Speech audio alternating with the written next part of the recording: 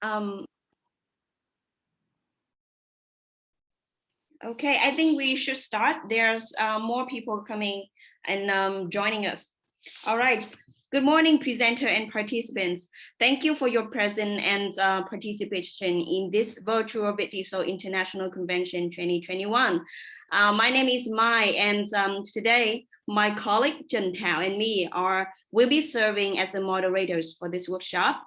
We do hope that after this workshop, you will have some useful takeaways to apply into your teaching context. I'm very pleased to introduce to you our presenter today, Mr. Chandara Sam. So Chandra is a teacher, and he has been teaching English as a foreign language since 2016. Chandra Sam graduated with a Bachelor of Arts in TESOL from Banasastra University of Cambodia.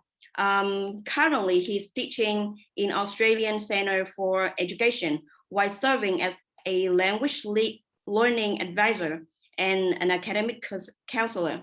In addition, he has been involved in training teachers in his school, and he has presented in different international conferences. Teacher training, my brain education, and critical thinking are his areas of interest. And he is also a firm believer of lifelong learning. So thank you so much, Sam. Are you ready to jump in? Welcome, Chandra Sam. Thank you.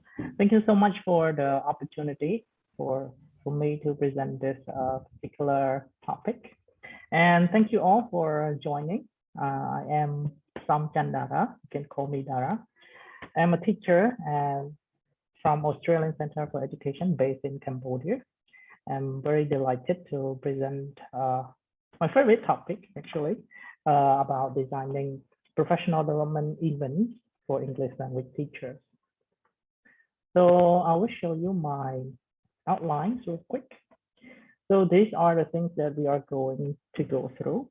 It looks a lot, but actually they are brief. I will try my best to briefly explain each point. So going back to my experience as a teacher, I found it very difficult to find what to present. Right? As a novice teacher, even an experienced teacher finds it difficult. So to come up with a topic, where do I start? And seeing that challenge, I applied for a sponsor from the US Embassy, and then I was selected to study an online course called Professional Development for Teachers. And then after that, I compiled the materials. That's what you are seeing here, so that the novice teachers or experienced teachers are able to learn where to start or how to present, possibly. Okay, so first of all, we'll discuss a little bit, maybe in a chat, meaning what is a meaningful learning? How do we start? Means of providing data or information to your teachers. And we'll talk about tasks and procedures of teacher training as well. And the last point I think is the most important is processing. We will find out. And at the end, I will provide you a sample of a session plan, what it looks like. And then the references and Q&A will be at the end of the session. Okay, first of all, what is a meaningful learning and how do teachers learn? So feel free to maybe drop chats, right? So just to get you to think of what's a meaningful learning as a teacher, maybe as a student, and how do teachers learn?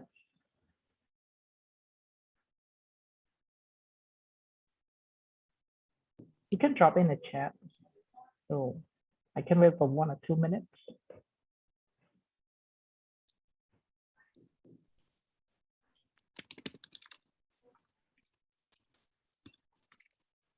Relevant context, interactive sessions.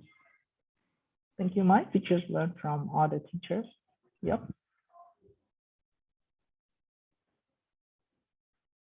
Background knowledge. We learn from one another, buddy program. one of my colleagues as well. We learn from another. Learn from one another, YouTube websites, learn from the students, very good point. Attend workshops. Meaningful learn might refer to the act of learning something that can be useful. Actually practice, not mere theories. I can see a very good definition of meaningful learning. Put it in the chat. Meaningful learning might refer to the act of learning something that can be useful for the actual practice, not just the theory. I like see, that. Yeah. Not only principles, right? We learn from experiences. That's really good point. Learn by practicing. Learn from teacher. All right, so today I'm going to introduce you a cycle. What is a meaningful learning? How can we make that happen? And yes, for the second question, how do teachers learn? So we learn, it's a broad definition of how teachers learn. Teachers learn from one another, learn from the workshops, presentation, learn from the trainers, from students, from their own experiences, or from their own resources, including do their own research, reading books, and so on. All right, so let's take a look at a cycle developed by Cole in 1984. It's quite old, but I think it's really useful in order to make a successful or meaningful session. Teachers are required to go, even teachers or students, they are required to go through 4 main processes. And if you take a look here, so we start with concrete experience. So what kind of experience you want your teachers to go through at first, especially when it comes to presenting or designing a workshop. And then in that workshop, it requires you to make some activities or to give opportunities for teachers to reflect on their own experience or on their own observation. And then they will form ideas so that they can do their own experiments. So to put it simply, meaningful learning or training, they have to go through experience, and then they need to reflect. And more than that, they have to think and apply. Most of the time, most of the training or workshops, they have only 2 of these processes, experience and reflect, and then they cannot form the ideas, so that unlikely they will apply it in their classrooms. So how do we start? So I want you to think, right? You don't need to get into the break. I just want to think, like, how do we start? Like, can you put numbers, for example, like, so which one should happen first? 1, 2, just think. You don't need to, maybe note down. It's up to you. 1, 2, 3, and so on. Examples only. So how do we start?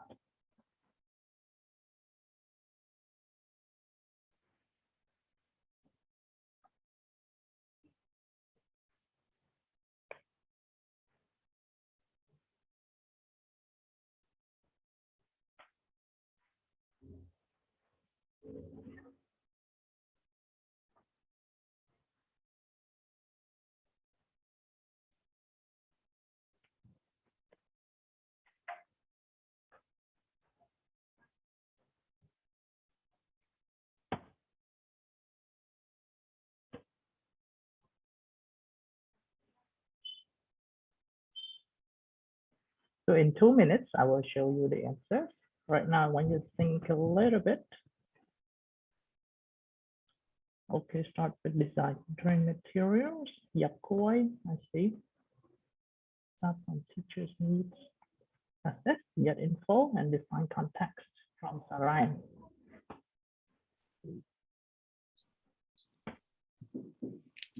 We are seeing great responses from the participants. I hope that we are receiving more contribution from you. Just put it in the chat. You can put the first word. It's okay. Formulator is the first.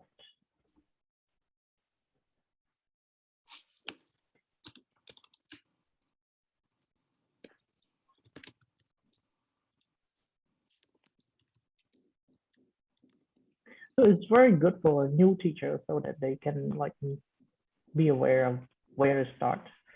So in 1 minute, I will move on from this and you will see the answers.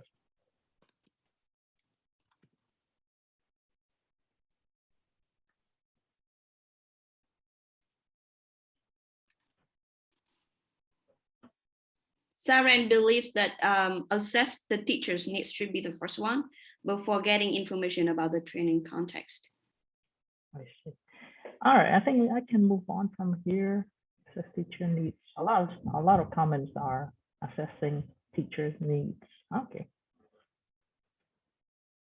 Okay, so actually, these things can happen simultaneously. So at first, we can define the context, and we have to know, like, how do our teachers learn? Do they learn best through experiences, or do they learn best through abstract ideas, something like that? So, and then we can assess the needs, and then we can have the goals at the same time.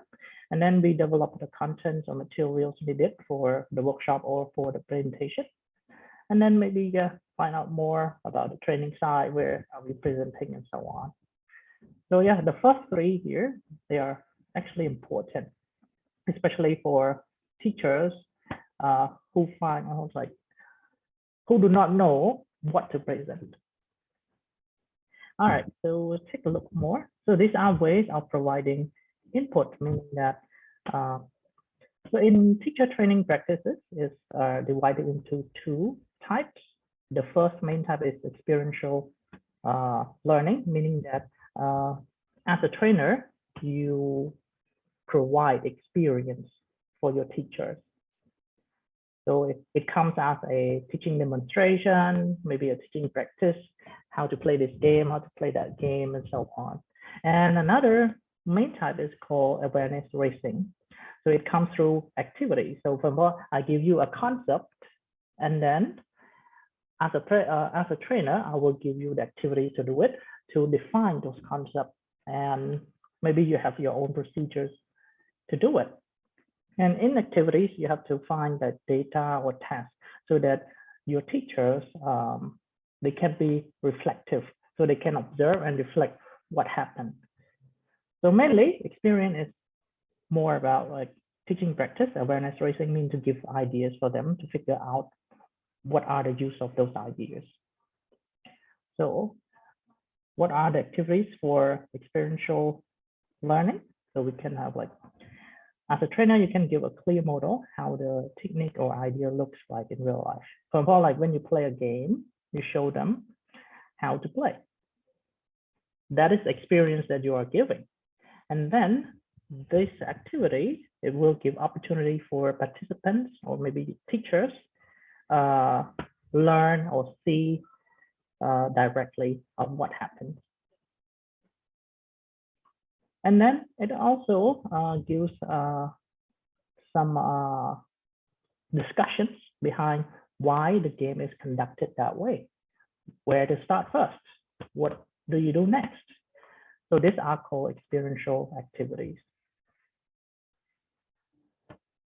So it can come as a form of classroom teaching, peer teaching, and micro teaching. These are the three primary procedures that teacher trainers use. And there are more ways actually, but yeah, so that they can see what happens, they can teach each other or as a group, and one teacher explains another of what's happening or how to do a certain task. So what are awareness raising activities? Normally they are ideas, so you are providing concepts. So it helps participants think about the principle or the theories behind particular techniques that you want them to use.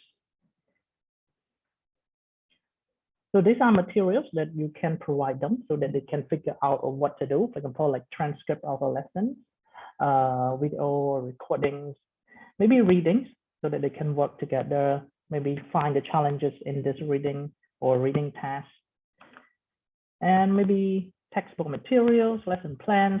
For example, if you want to want them to develop a better lesson plan, you provide them a poor lesson plan so that they can discuss and analyze together. So these are called awareness raising activities. It's more about ideas and figure out about the underpin principles behind them. And so in order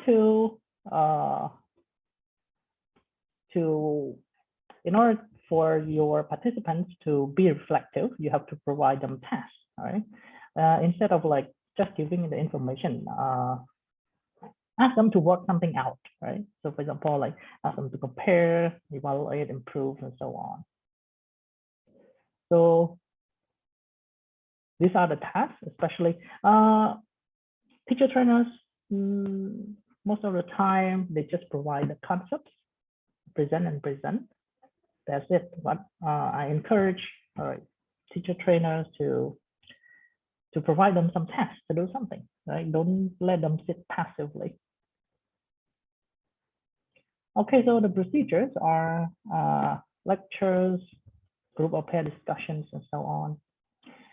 And elicitation, I think, is the most commonly used as well, where a teacher trainer asks a lot of questions from participants so that they can get involved and so on. So these are some training procedures that you should know.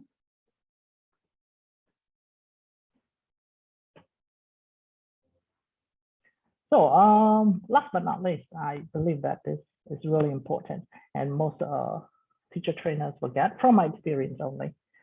So it is called processing. So there are gaps here for you to fill. So can you like read this one? Technical processing is a technical term frequently applied in teacher training sessions where trainers two gaps here to relate what has been presented, and more than one answer is correct. So can you think of that? What is missing?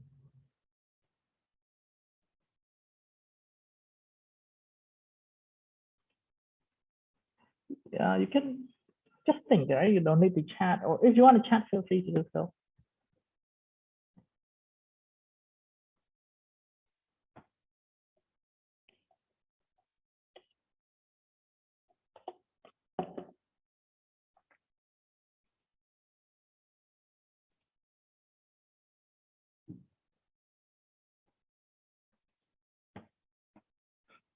No idea. Okay, no problem. That's why we are here. We can learn from each other.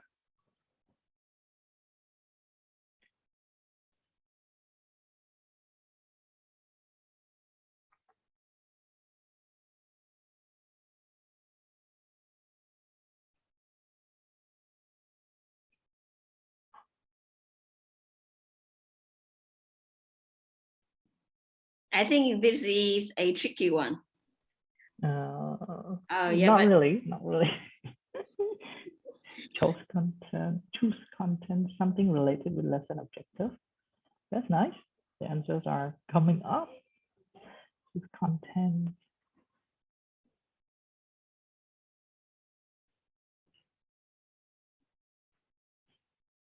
Okay, so I'm gonna show you.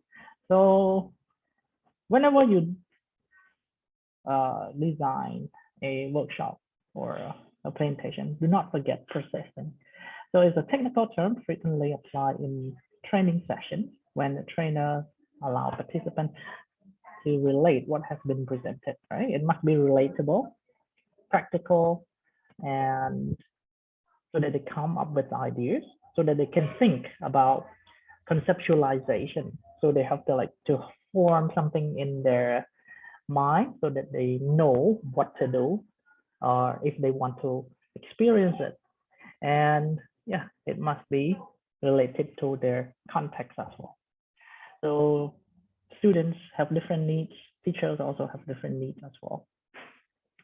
Okay, so in order to let them go through the processing process, you have to come up with techniques to facilitate them. So maybe you ask them to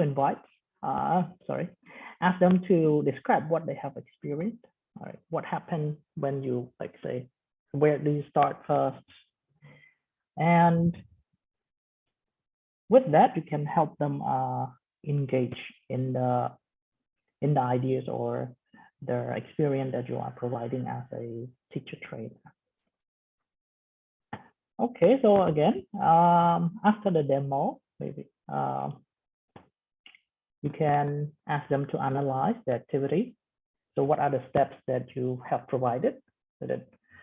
And what is the relation between the game or the idea that you are presenting to the classroom so that they can contribute more? And especially when you introduce a new idea to them, ask them to share their understanding, like, and then they can evaluate or find a better way to apply them in their teaching context. After a small group or discussion, something like that, elicit the most important ideas they discuss, and then ask them to clarify or explain their reasons. So with this facilitating techniques, it helps teachers or participants to reflect more. So in summary, in order to have a meaningful training session, they have to go first with the experience. So what kind of experience you want to give through experiential or awareness raising activities. And then you have to ask them to reflect. So, and how you want their involvement, right? Ask them questions, ask them to do some tasks, right? And you have to come up with your procedures and then ask them to think, to form the ideas so that they can process what will happen in the future, maybe in the classroom, so that they can apply. After applying, they adapt, and then they go through the cycle once again. So that, yeah, that is a meaningful training session. So this is an example. It's just a brief, let's say, training plan. So you can come up with like the title, the objective. Actually, it's more detailed than this. Just in case like you need it, you can take a look. So you have to know what are the methods of your input, whether what materials do you need, maybe a video, a reading, and so on. And then do not forget tasks, right? Ask them to list, ask them to prepare something, and then rank, just like I asked you to do. Put it in a logical step, blah, blah, blah. So ask them to involve so that they can have more engagement in your work, in your presentation. And then do not forget to ask them with procedures, right? Sorry, Chandra, we have you have the 3 minutes left. Yeah, and yes, and then you can change to move to the Q&A section. Mm-hmm. Thank you. Okay, and I think, yeah, you should remember that professional development events should be based on a notion as a teacher, as a learner, and a reflective practitioner, rather than presenting just the ideas and let your participants sit there and listen. It's not really ideal. So concepts cannot be simply transferred from teachers to students. They have to be conceived. That's why we are providing tasks. Ask them to do something, ask them to discuss, to form ideas, to process the information so that those information that you are providing go back to the classroom. Yeah, it's a process. That's what we call learning, and it's an active construction, not passive acquisition. And yeah, happy planning, and I think that comes to an end as well. These are my references that and this is the link that I compile all materials for this workshop. You can go to that link. Feel free to go there. And thank you. And I think I will give the floor to the moderator. Thank you for the great presentation. Thank you, Sam. Participants, if you want to share your thoughts on opinion, feel free to put in the chat. We will gather and we will discuss together. So Sam, there are a couple of questions for you. The first one, Saren put it, what is the difference between reflect and think in the cycle that you mentioned? Reflect and think. Reflect is like when you give like an idea. So when you're providing as a trainer, when you provide tasks, they will reflect like what's happening, what happened first, what happened second, what happened after that, and then think about what or how they are going to apply those concepts. So the processing, the facilitating techniques help them think about what or how can that they adapt the materials that a trainer is providing to their classrooms. Okay, thank you for the explanation. Another question, how often do you think that the teacher professional development should take place in a school? That's a big question, right? Personally, I think it depends on the needs of the teacher. Some schools are different from one another because sometimes because of the fixed schedules that they have. So it depends on their management system. And some schools, like the teachers really need professional development. Some schools not really need that. Yeah. So different needs. That's my answer. It's flexible depending on the school, right? In Yep. Situation and context. Yeah, thank you. There comes another one. What kind of teacher professional development framework would you suggest or recommend for post-pandemic? To me, I think we have to make sure that our teachers are ready to go back to offline class, because we've been used to online classes. We might have like different challenges when we come back to physical class. I believe that is becoming serious, because teachers like forget like what they did like 2 years before. That's a problem as well, so that we can assess the needs of our teachers. So what do they need, and we can define the context so that we can deliver workshops that are practical and effective for them. Oh, wow. I think that is a reality that is worth paying attention to. Yeah. When we are too used to the online teaching, when we go back, it is another kind of challenge. All right. So probably another question for you. There are so many questions for you today, Sam. So what can we do to motivate teachers, because sometimes they attend the workshop or something, the training, because they have to, and they don't have the motivation to do that. So how can we motivate them and engage them into the training?